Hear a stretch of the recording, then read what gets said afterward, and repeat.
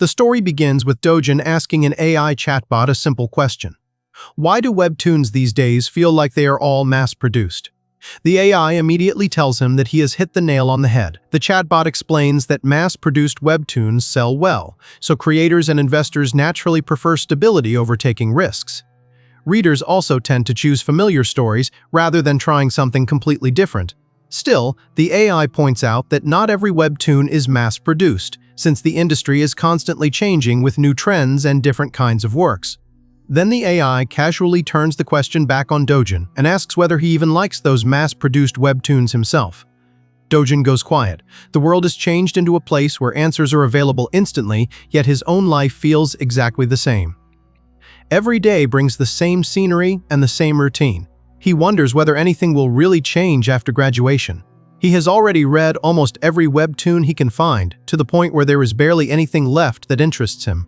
That is when a girl suddenly asks if he is always glued to his phone. Her name is Yui. She is Dojin's classmate, and unlike him, she is constantly surrounded by people. He has heard that she is even a social media supermodel, although Dojin barely uses social media himself, so he never paid much attention to her. Instead of being impressed by her popularity, Dojin simply asks why she is talking to him. Yui is caught off guard by how blunt he is. She reminds him that they are in the same class, but Dojin immediately assumes she is probably trying to get his number. Before he can misunderstand things any further, Yui asks whether he has a portable charger. Dojin finally understands. She only approached him because her phone battery is dying. He tells her that he does not have one.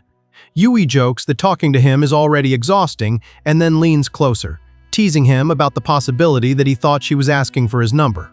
She even asks whether his heart started racing at the thought that his chance had finally arrived. After all, if a girl like her asked for his number, wouldn't any guy be thrilled? Dojin's response is brutally simple. Why does she keep talking to him? Yui is left speechless. She calls him no fun and says hanging out with him would probably be incredibly boring. But Dojin barely reacts. He simply goes back to chatting with the AI. He asks whether everyday life is always going to stay the same and, if so, how he can change it. But the AI gives Dojin an unexpected suggestion: a trip. Dojin immediately thinks that traveling sounds like too much for a student. The AI insists that going on a trip is not complicated at all. Dojin argues that unless he is actually forced to go somewhere, he probably will not do it. The AI responds with a strangely confident answer: "Then you're going now." Before Dojin can even figure out what that means, something enormous suddenly appears in front of the bus. The driver has no time to react. A strange portal opens directly in the road, and the bus crashes straight into it. When Dojin finally wakes up, he sits up and looks around in confusion. He remembers seeing something massive in front of the bus, but now the entire vehicle is surrounded by an unfamiliar forest. Yui tells him that she is okay. Dojin immediately reminds her that he never asked. Not long after, a scream comes from the front of the bus. A girl points toward the wreckage, and when Dojin and Yui follow her, they discover the driver has been killed by the crash. His body is caught against the wreckage, leaving everyone frozen in fear. Dojin quickly reaches for his phone to call an ambulance. There is no signal. Yui explains that the area has no cell service. Everyone begins to panic. One man demands to know where they even are. They had been driving through the city, so finding themselves surrounded by trees makes absolutely no sense.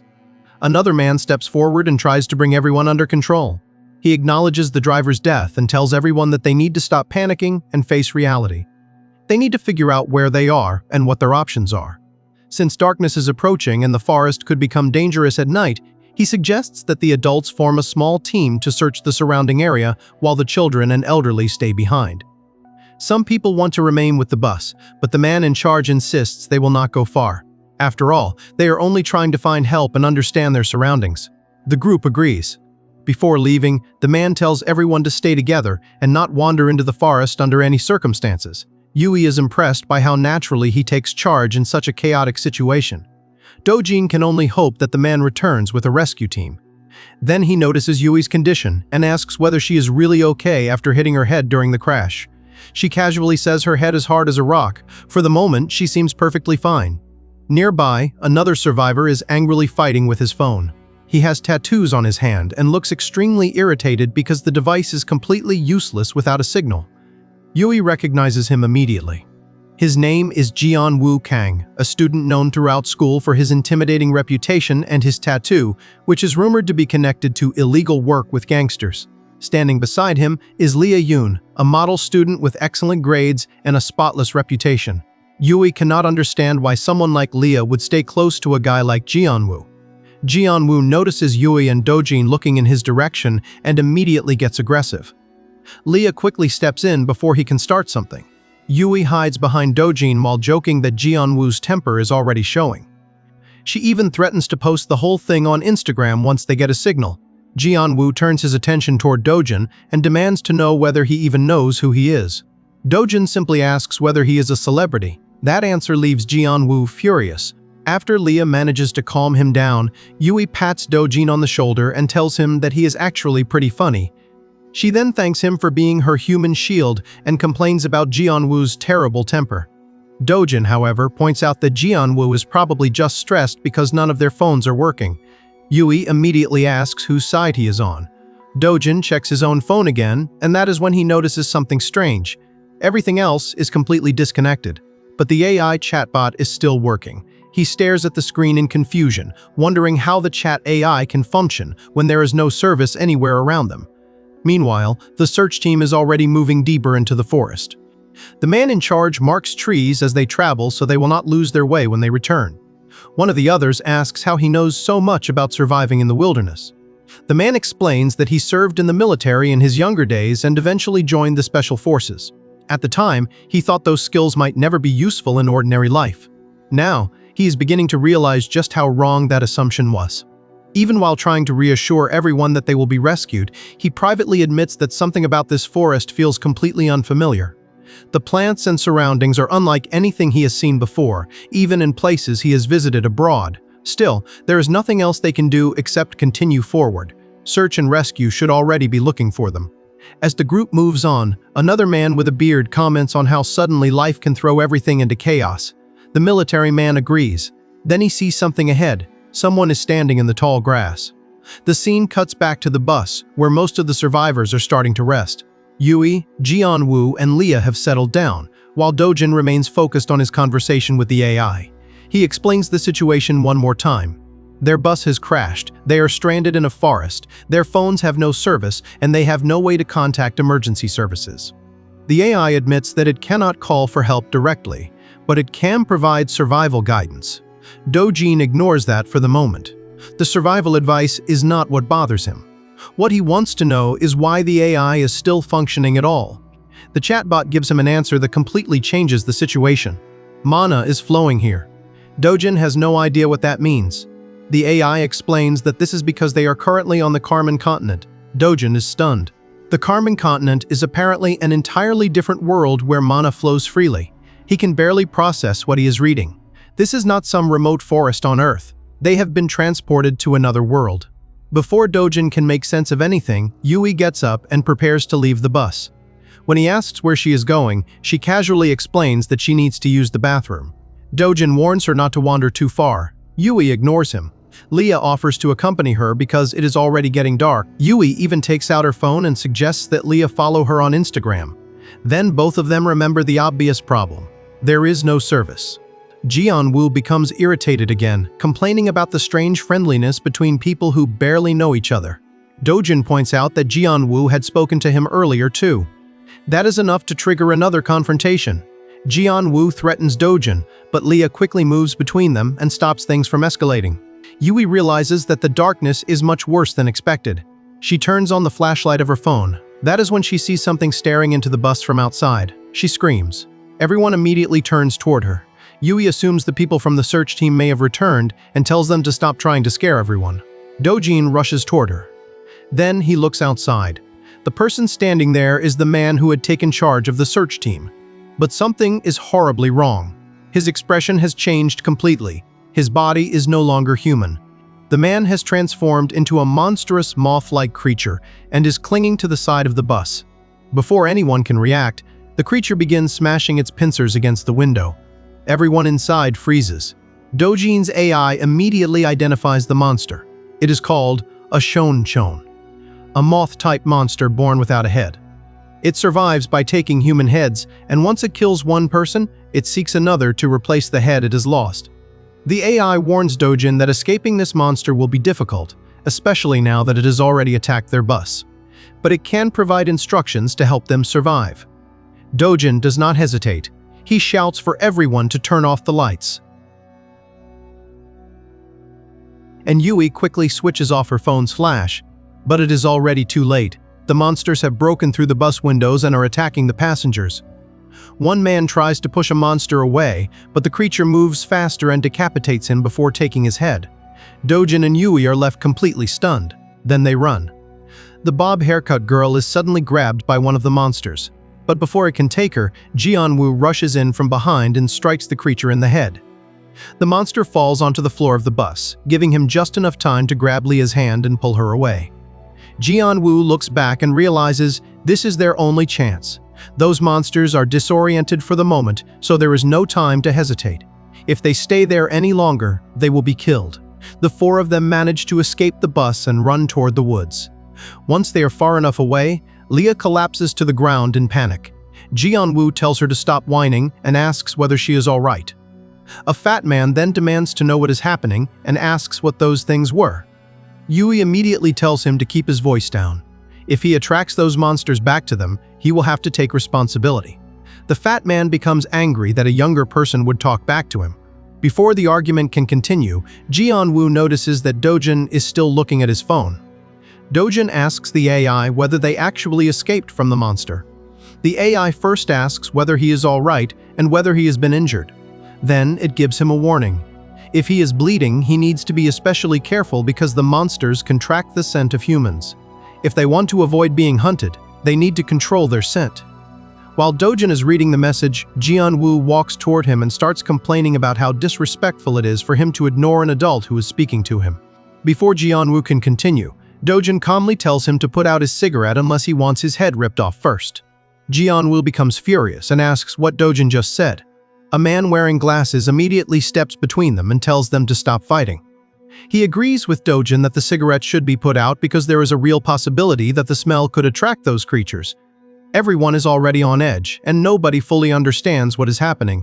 They have been dropped into an unfamiliar place, and now monsters are attacking them. This is not the time to fight among themselves. They need to work together if they want to survive. A woman nearby agrees with him, saying that fighting among themselves will not solve anything. But before anyone can relax, something moves above them. One monster is flying overhead, then another appears. Soon, they realize there are countless creatures surrounding them. It is not only the monsters that were outside. Even some of the people from the bus have transformed into those same creatures. The remaining humans are completely surrounded. The man with glasses tells everyone to stay calm. He believes the creatures are not that fast and orders everyone to stay low and make their way toward the woods. But before he can finish, one of the monsters suddenly appears directly in front of him. He freezes. These things are much faster than he thought. Just as the monster moves in, something slams into it from the side. A huge orc has appeared. With a single blow, the orc kills the monster. The other orcs immediately rush forward and begin attacking the moth creatures as well. The humans can only stand there in shock. The new creatures are even talking among themselves. For the moment, the man with glasses realizes that the orcs may have saved them. The man with glasses raises his hand and slowly approaches them. But the orcs immediately become suspicious. They notice that he has no weapon and assume he will be easy to kill. One of the orcs attacks. The man is cut in half from his head down through the middle of his body. The orc coldly says that they have nothing to discuss with humans. Another orc warns the others to be careful because the humans may be able to use magic. Jianwoo looks around in shock and wonders what they are supposed to do now. That is when someone speaks to the orcs in their own language. It is the AI. The AI tells them that it wishes to speak with them. The orcs are stunned. A human can speak their language. Even Yui and Leah are surprised that Dojin can communicate with them. The AI continues, addressing them as great warriors of the earth and asking whether they will put away their weapons and speak. The scene then shifts to the orcs' camp. An orc with braids mourns the warriors who were defeated. He says he has no face to return and face the chief after what happened. Another orc reassures him that the awakened trait obtained through the sacrifice of their warrior will still be delivered safely to the chief. The braided orc emphasizes how important the awakened trait is. It was obtained through the sacrifice of a warrior for the tribe, and the great chief must receive it safely. He warns them to make sure it does not fall into the hands of cunning humans. Meanwhile, the surviving humans have been taken hostage, but they are still alive. The braided orc is impressed that one of the humans can speak their language. He says that a human who can speak Orcish is extremely rare. He also notices that Dojin's appearance is different from the other humans and wonders whether they might be human nobility. Yui notices the phone in Dojin's hand and asks whether it has a translation app. Dojin tells her that he will explain later. Yui then asks what they are supposed to do now. If Dojin cannot use his phone anymore, does that mean he cannot speak to the orcs? The female orc asks what they should do. A male orc with a buzz cut responds that it is not his problem. Humans are their eternal enemies, and the final decision will be left to someone else. Then, someone approaches. It is Vice Chief Targon. He walks directly toward Dojin and looks down at him. Targon asks whether it is really true that this human can speak the language of their warriors. Dojin remains silent. Targon tells him to answer. He does not believe it. From the beginning, Targon expects humans to be skilled liars. Then the story returns to a conversation Dojin had with the AI earlier. Dojin had asked about synchronization. The AI explained that, in simple terms, synchronization allows the two of them to share thoughts. That means they can communicate even without the smartphone. Dojin asks whether that is really possible. The AI explains that because mana is flowing here, synchronization is not difficult. Dojin asks what the benefits are. The AI tells him that synchronization eliminates the trouble of communicating through the smartphone, which directly improves his chances of survival. Dojin knows his phone battery is already getting low. If he wants the AI's help, he has no choice. Back in the present, the AI announces that the synchronization command has been acknowledged. Synchronization begins. Then, it succeeds. The AI asks whether Dojin can hear its voice. He realizes that he can. The AI asks how it can assist him. Dojin gives it a simple answer. Language. The AI immediately gives him a greeting in the orc language. Dojin repeats the words aloud. The AI continues speaking through his thoughts, and Dojin repeats everything it tells him. He addresses the orc as a glorious warrior of the earth and asks him to lower his weapon and speak with him. But Targon is not impressed. He suddenly kills one of the humans. Then he makes it clear that knowing their language does not mean Dojin gets to live. He tells Dojin that the woman beside him will be next. Targon then demands to know what kind of people they are. Inside Dojin's mind, the AI gives him another warning. This species is made up of orcs, a race that hates humans more than anyone. However, the AI says that if Dojin understands how the orcs operate, he may be able to overcome the crisis. Targon then gives Dojin a chance to speak.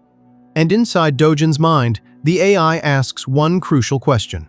Does Dojin want to know how to save Yui? The situation becomes even more dangerous when Vice Chief Targon loses his patience and moves to attack Yui. But before he can reach her, the AI tells Dojin to repeat after it. Dojin immediately says, "We are the descendants of Teramanku." The effect is instant. Targon stops. Instead of attacking, the Vice Chief suddenly kneels before them. Yui has no idea what just happened. She looks at Dojin in confusion and asks what is going on. Dojin is just as confused. All he understands is that the name Teramanku seems to hold enormous importance for the orcs. Whatever that name represents, it has just saved their lives. For now, they have survived. But the fat man immediately starts shouting again. He realizes the orcs must be mistaking them for someone else and tells Dojin to take advantage of the situation by ordering them to untie their ropes. Dojin follows his suggestion and tells the orcs that they are descendants of Teramanku, demanding that they come over and release them. But Targon quickly exposes the truth. He explains that the reason the orcs knelt was not because they intended to serve the descendants of Teramanku. They only showed respect because of the sacrifices made by those who came before them. Those people died for the orcs. They never raised their voices against them. So, according to Targon, the people standing in front of him are obviously fakes. One of the orcs immediately moves to kill the fat man. The man braces himself for the attack, but the strike never comes. Instead, he notices the orc's sword lying on the ground. When he turns around, he sees that the orc has been attacked by one of the moth creatures. The braided orc immediately realizes what is happening and shouts a warning to the chief. The moth creatures have invaded their camp. The chief wastes no time. He kills one of the attacking creatures and declares that they are proud warriors of the earth. Even while injured, the moth creatures are no match for them. His words quickly restore the orc's confidence, and the warriors roar as they prepare to fight back. The chaos gives Yui the opening she needs. She grabs one of the fallen swords and begins cutting through Dojin's restraints. Once she manages to free him, Dojin turns around and frees her as well. That is when the AI detects something nearby. Dojin asks what it is. The AI tells him that it has detected a new signal. It is an awakened trait. Dojin immediately realizes how important that could be.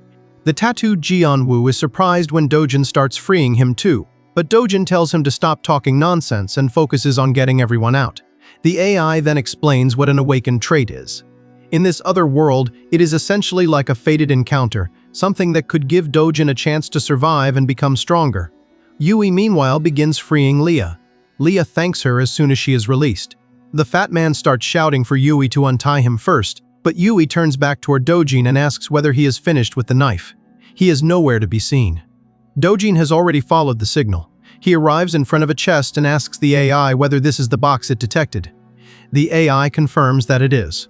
Dojin remembers that the orcs were badly injured earlier. He points out that they were definitely wounded. The AI explains that the orcs were likely injured while obtaining the awakened trait inside this chest.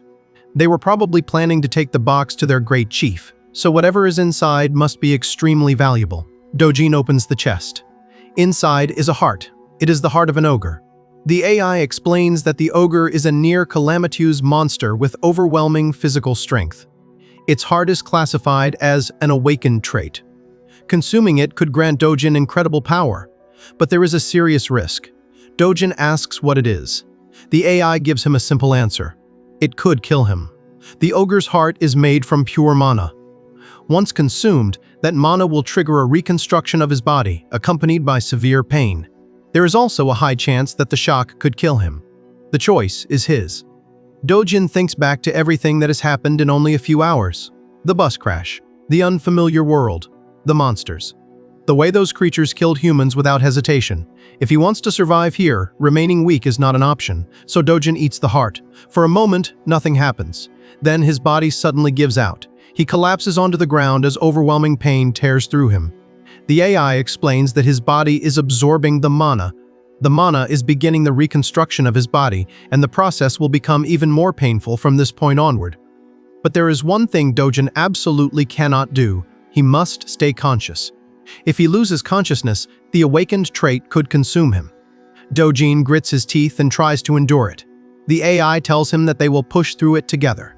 Dojin screams as the transformation continues. Meanwhile, the orcs are dealing with the aftermath of the moth attack. Vice Chief Targan asks for a report. One of the orcs reports that the moth creatures attacked the camp, but the warriors successfully drove them back. Despite the fight, there were no wounded or casualties among them. According to him, a mere creature could never claim the heads of their warriors. Then, another orc asks where the humans are. The scene shifts. Jianwu has taken up one of the swords and is fighting an orc while all the surviving humans stand behind him. He attacks, but the orc easily avoids the strike. Jianwu is already exhausted. One of the orcs watches him and is impressed by his endurance. For an ordinary human, he has lasted surprisingly long, even though he does not appear to have formal combat training. Targon steps forward and notices something even more important. Jianwu is fighting alone to protect everyone behind him. He may be human, but he possesses the heart of a warrior. Targon orders the others to execute him with warrior etiquette. The orc moves in with full force. Jianwu can barely keep his grip on the sword. His hands are so numb that it feels like they are going to burst. The difference in strength is overwhelming. The orc's power is several times greater than that of a human. Even so, Jianwu refuses to back down. The two trade blows, but the difference in strength eventually becomes obvious. The orc overpowers him and knocks his sword away. Jianwu is cornered. The orc raises his weapon to finish him. Then someone appears. Dojin. He is standing there with the sword in his hand. In a single strike, he cuts down the orc. Everyone freezes. The humans are stunned. The orcs are even more shocked. Vice Chief Targon cannot understand what he is seeing. This ordinary human has just decapitated one of their warriors. And this is the same human who was crawling on the ground in agony only moments earlier. Dojin looks toward Targon. He remembers the Vice Chief's name, Targon. Then Dojin casually tells him something that immediately enrages him. The heart was delicious. Targon loses his temper and charges at him. Dojin manages to block the attack, but the strength behind it is overwhelming. While dodging another strike, Dojin asks the AI what his chances are of defeating Targon. The answer is terrible. The probability is under 10%. Dojin asks whether there is any way to increase those odds.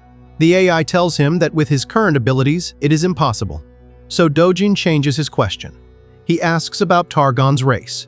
The AI explains that the orcs were once enslaved by humans, which is why they despise humans so intensely. There is also another weakness. They are easily provoked. Dojin immediately understands what he needs to do. He thanks the AI. The AI asks what he is planning. Dojin looks directly at Targon and starts provoking him. He mocks the orcs, saying they really cannot stand it when someone steals their food. Then he brings up their history as slaves and asks whether they were not whipped enough back then. Targon's expression changes instantly. He becomes furious. The vice chief screams in rage and prepares to attack. Dojin calmly asks the AI whether its plan worked. The answer comes immediately. Dojin has hit exactly the right nerve. Targon is completely enraged, and that anger will severely impair his combat performance. For the first time, the odds begin to change. Targon prepares to attack with all his strength. Dojin gets ready to counter, and the AI gives him one final update. His chances of surviving have just shot up. Dojin is thrown back into a memory from his school days. A blank sheet of paper sits on his desk with a simple question written across the top. What is his ultimate dream? Young Dojin stares at the paper so intensely that a classmate jokes he might burn a hole straight through it. He has written absolutely nothing. Dojin really has no dream or ambition he wants to chase. The guy then proudly announces his own goal of becoming a top underground dealer, leaving Dojin wondering what kind of dream that even is. He said he only cares about making money, while jokes about Dojin not even having any.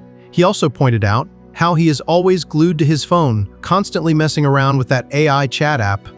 Then he tries to reassure him. He tells Dojin not to worry too much because sooner or later, he will find something he genuinely wants to do. Dojin asks whether his friend really believes that. The answer is immediate. Yes. Even if Dojin never finds some huge world-changing dream, he will eventually discover something that matters to him. That memory suddenly feels strangely relevant now. Because at this moment, Dojin finally understands what his purpose is: staying alive. With his life on the line, surviving this situation has become the most important goal he has ever had. Dojin asks the AI what he needs to do to win his fight against Targon. The answer is blunt. There is no winning this. Dojin does not understand what that means at first. The AI explains that the increase in his probability after provoking Targon was not the chance of defeating him. It was only the chance of surviving, and when it comes to actually beating Targon, the odds are practically zero. Targon charges at Dojin in a furious rage, calling him a filthy rat. Dojin desperately asks what he is supposed to do. The AI gives him one option: aim for Targon's lower body. The system's scan has detected an existing injury around Targon's knee, making it difficult for him to properly defend that area. But there is a serious problem. Dojin has almost no real combat experience. Compared to Targon, an orc who has survived countless battles, Dojin's movements are still raw and clumsy. That means he could easily be taken down before he even gets close enough to strike the injured area. Dojin is knocked onto the dirt and wonders whether he can really pull this off. The AI gives him no comforting answer. He simply has to do it. After all, Dojin swallowed the heart of an ogre. His physical abilities are now far beyond those of an ordinary human. But if he fails here, everyone around him will be slaughtered by the monsters. Dojin forces himself back up and charges forward.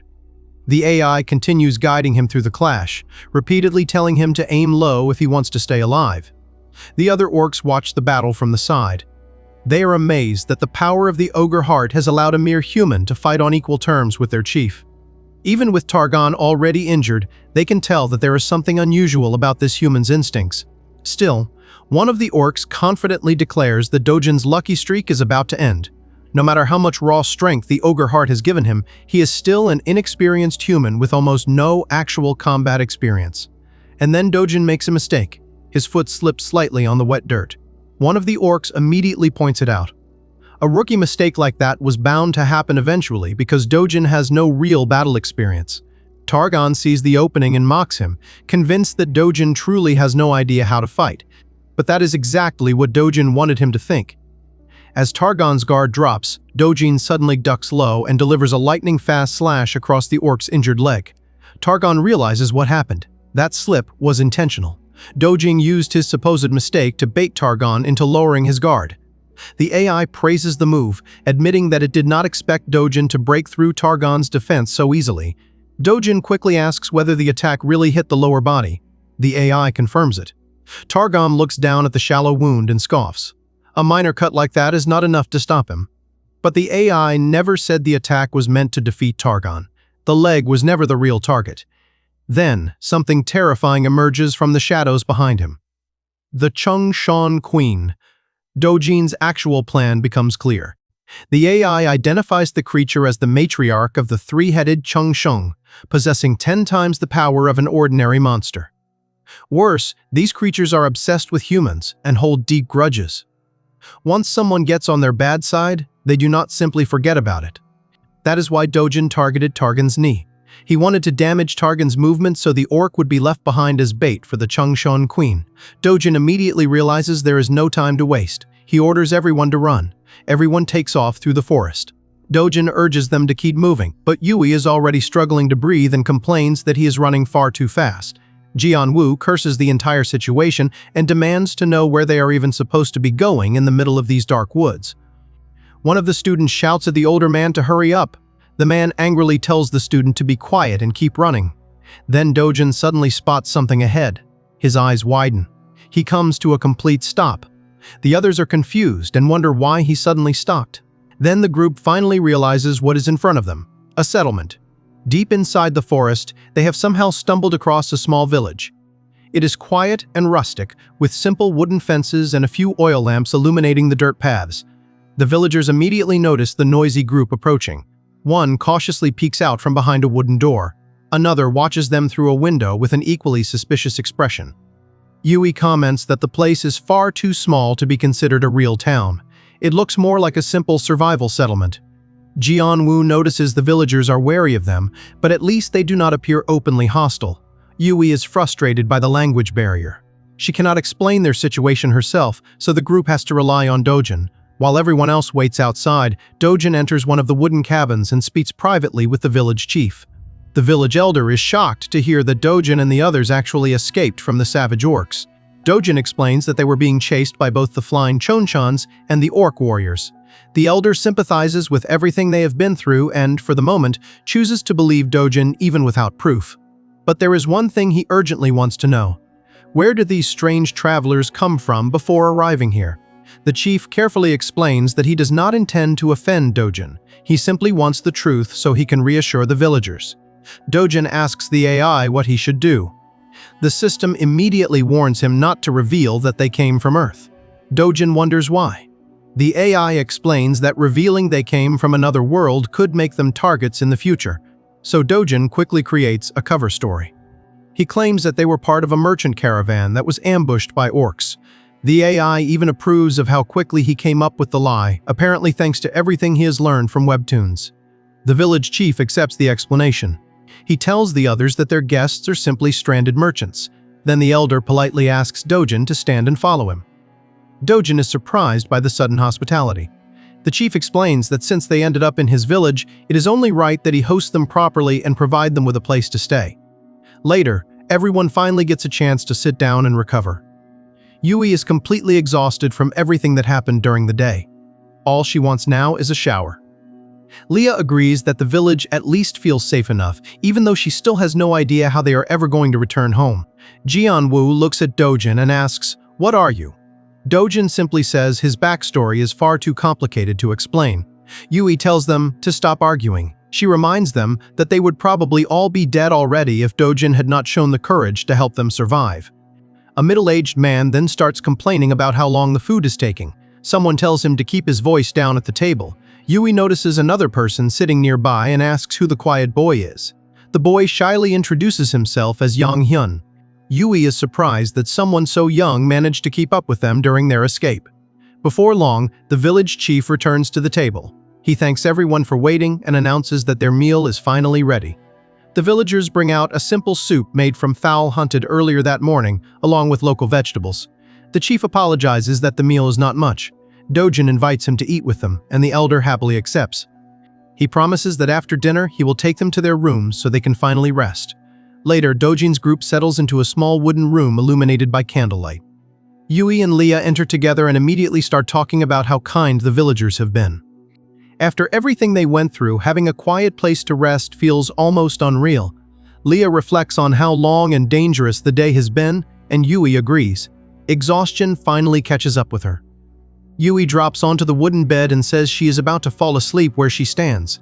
Leah points out that there is only one bed. Yui does not care. She suggests that the two of them simply share it. She closes her eyes and wishes Leah good night. Leah returns the good night and settles down beside her. For the first time since the nightmare began, the girls finally fall asleep in peace. But their minds are still haunted by everything that happened. Leah's sleep is filled with memories of Jianwu fighting the towering orcs in the forest. Yui dreams of returning home. She imagines walking back to her house and seeing her mother waiting at the door. The ordinary life she once took for granted suddenly feels unbelievably precious. Outside the cabin, the village chief quietly walks through the settlement. One of the villagers approaches him and addresses him. The chief asks whether the supposed merchants who arrived earlier are already asleep. The man says he believes they are. The chief comments that the newcomers must be exhausted and shaken after escaping the orc attack. The man agrees. Then the atmosphere suddenly changes. Another man pulls out a dagger inside the room where the girls are. Chief says there is only one thing left to do. They need to eliminate all of the guests. The other man is shocked and asks whether they really have to go that far. The village chief gives him a cold answer. Unfortunately, there is no other choice. Those teenagers escaped the orcs, which means the creatures will eventually search every part of the area to get revenge. He asks whether that man is prepared to take responsibility when the orcs come looking for them. The chief reveals his plan. Their bodies will be hanged outside the village and presented as fake merchants, proving to the orcs that the village did not resist them. The village can survive only if the villagers are willing to make this sacrifice. Then, without another word, the assassin drives the dagger into Yui's chest. He coldly declares that this is the only way to keep the village alive. Leah suddenly wakes up to the sound of something happening beside her. Still confused in the darkness, she looks over and freezes. Yui is lying on the bed with a dagger buried in her chest. Blood is already spreading across the girl's clothes as the attacker pulls the weapon free, clearly convinced that the job is done. Leah cannot even process what she is seeing. She grabs her head in panic and lets out a terrified scream. The attacker immediately snaps at her to shut up. Pointing the bloody dagger at Leah, he blames her for bringing the orcs' wrath down on the village after escaping from their camp. According to him, she is putting the entire village in danger. Leah desperately cries for help as the man grabs her by the collar and demands to know what she is whining about. Then a fist comes flying out of nowhere. Jianwu lands a powerful punch directly on the attacker's face, sending him stumbling backward. Leah cries out his name in shock. Jianwu glares at the man and warns him to stay away from her. The attacker swings his knife again, but Jianwu catches his wrist before the blade can reach him.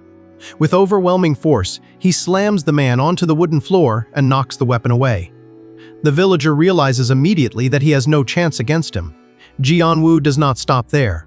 All the anger he has been holding in finally comes out as he starts hammering the attacker with heavy punches. The noise brings Dojin and the others rushing into the room. They demand to know what happened. Leah points toward the bed and desperately tells them that Yui has been stabbed. Everyone is horrified. Dojin immediately turns his attention to Yui, who is writhing in pain from the deep wound. He asks the AI what to do. The system immediately tells him that stopping the bleeding is the top priority. Yui could lose consciousness from blood loss, so they need to apply firm pressure to the wound. The AI also reveals something important. The attacker aimed directly for her heart, but the blade slipped and barely missed her vital organs. Even so, the wound is still extremely dangerous. According to the AI, Yui needs a healing potion. Dojin immediately wonders where he is supposed to find something like that.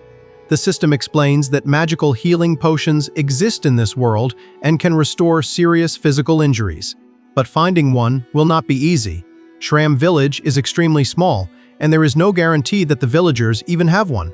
Before Dojin can figure out what to do next, the village chief enters the room. Instead of showing concern for Yui, the old man angrily scolds the attacker for failing to kill the men first.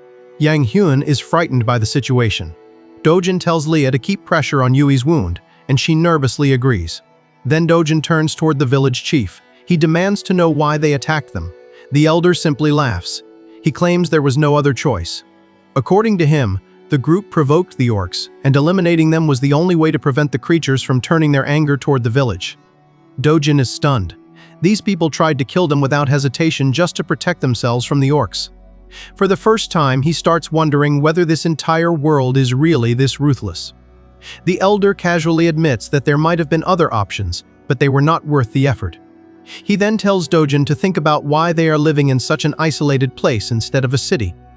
Dojin finally understands. They have nowhere else to go. And these people are not innocent villagers, they are bandits. The village chief tells them not to worry about the others resting in the other rooms. He claims that he already made sure they were taken care of. Then he orders his armed men to move in. Several bandits surround Dojin inside the room. The chief proudly reveals that the village is filled with cutthroats, and eliminating a few troublesome teenagers is nothing to them. But before they can overwhelm him, Dojin moves. The bandits realize they have picked the wrong people to attack. Dojin asks the AI whether there is anything specific he needs to worry about. The answer is simple. There is nothing to worry about. These men may be dangerous thugs, but Dojin has consumed the ogre's heart. His physical abilities have already surpassed normal human limits. Against that kind of strength, ordinary bandits are no match. But the AI points out that something else is even more surprising. Jianwu. The system praises his combat instincts as he tears through the bandits with impressive control. Watching the fight, the AI determines that there is no longer any reason to keep monitoring the battle. The fight is already over. Dojin and Jianwu completely overwhelm the bandits. The village chief drops to his knees in terror and begs for mercy. He claims he failed to recognize how powerful Dojin really was. Dojin is confused by the old man's reaction. The AI explains that the chief has already begun making his own calculations. After witnessing Dojin's strength, the elder has figured out that he possesses a special hero trait. The AI explains that something like the ogre's heart is extremely rare. That is why the old man is suddenly so terrified.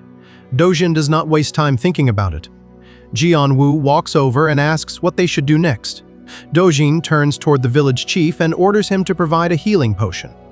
Leah is confused by the request because she has no idea what a healing potion even is. The elder tries to lie. He claims that a small village like this could never possess something so rare. Dojin immediately pressures him into giving up the truth. He threatens the old man, making it clear that if he refuses to cooperate, a trait bearer will put him down. The AI even praises Dojin's manipulation. The threat works. The chief finally gives up and admits that the village does have a potion. He orders one of the villagers to retrieve the vial from the chest in his room. But Dojin stops him.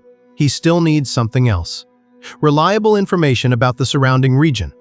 And more importantly, he wants a place where his entire group can rest without constantly worrying about being attacked. The elder quickly gives him an answer. The great city of Rundle is nearby. All they need to do is cross the neighboring mountain. According to the chief, Rundle is safe and free of outlaws like the people in this village. It sounds like exactly what Dojin's group needs. A female villager soon arrives carrying a glass vial filled with glowing green liquid. She nervously asks whether this is the potion they wanted. Dojin takes it and checks with the AI. The system identifies it as an extremely low-grade healing potion. Still, it is enough to save Yui. Leah immediately asks how they are supposed to use it. The AI instructs them to give Yui half of the potion to drink and pour the other half directly over the wound. The magic should accelerate her recovery. The village chief bitterly complains about having to waste such a valuable potion on an outsider. Jianwu has had enough. He punches the chief directly in the face, knocking the old man to the floor. He glares down at him and calls him a piece of trash, making it clear that he never liked the shady old man in the first place. Dojin then checks on Yui. She says the pain in her chest has already decreased significantly. Leah wonders whether the magic from the potion is what made the pain fade. Yui admits that she does not really understand how it works either. Dojin asks whether she can walk. Yui firmly says that she can. The AI then reminds Dojin about their next destination, Rundle.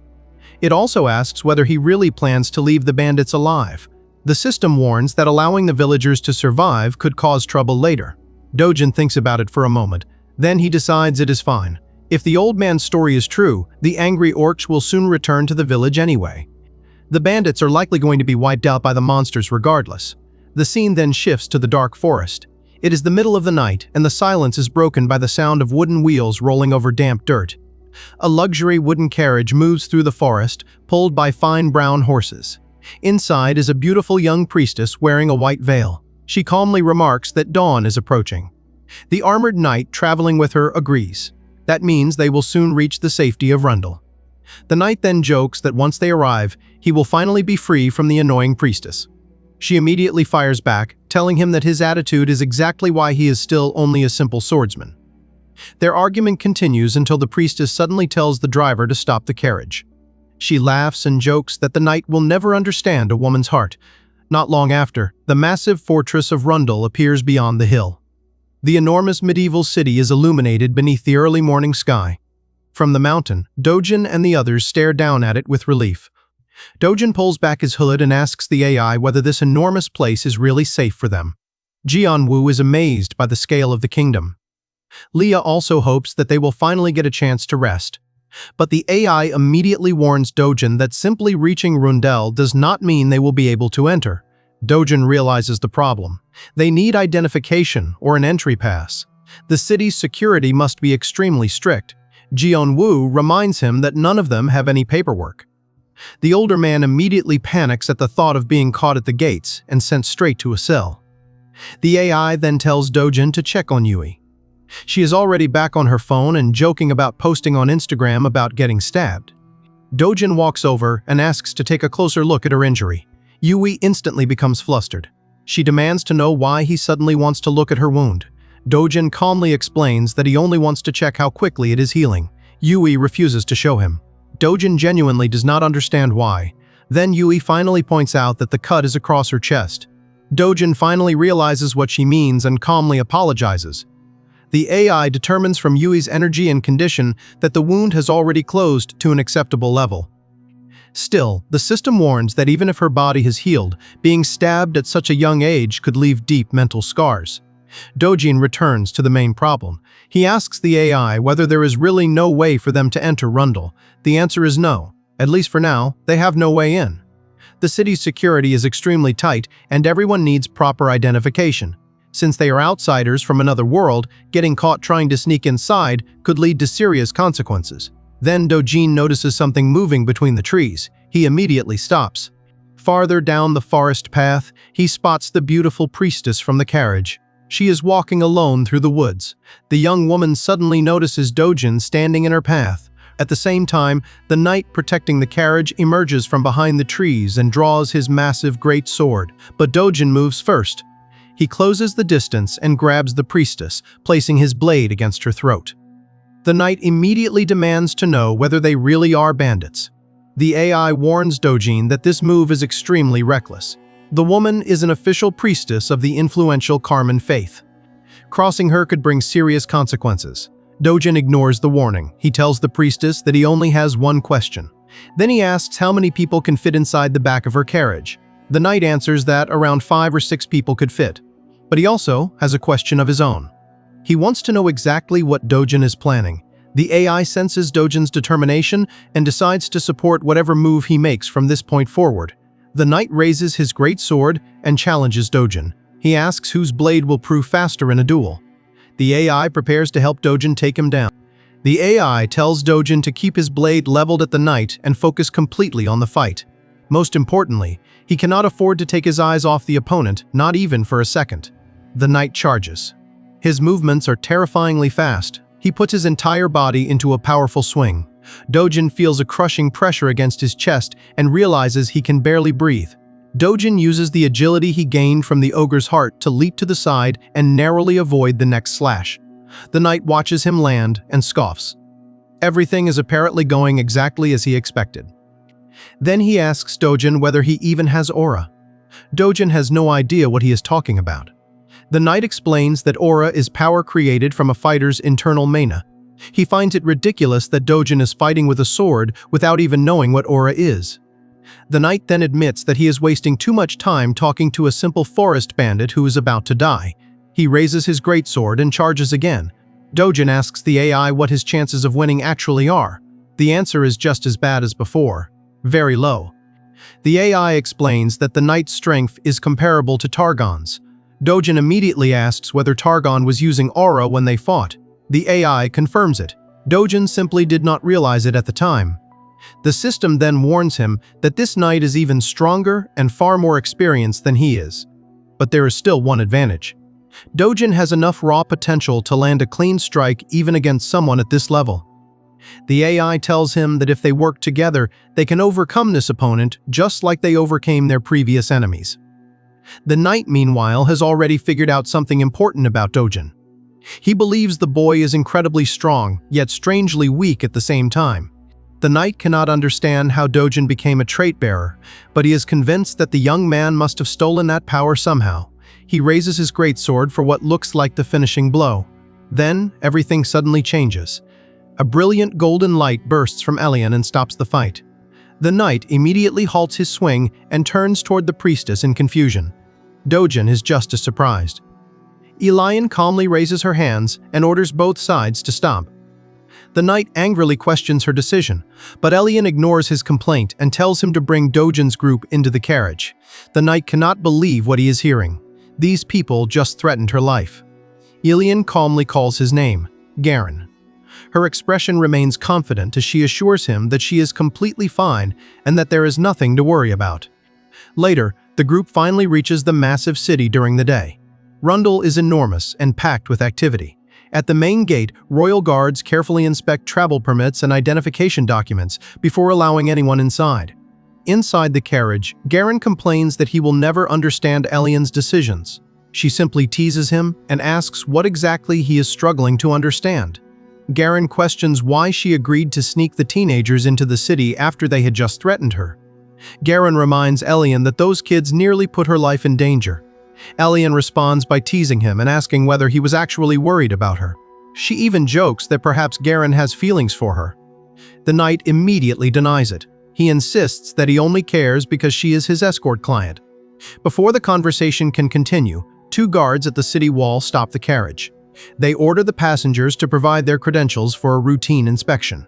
Elian leans out and introduces herself as a member of the Carmen faith.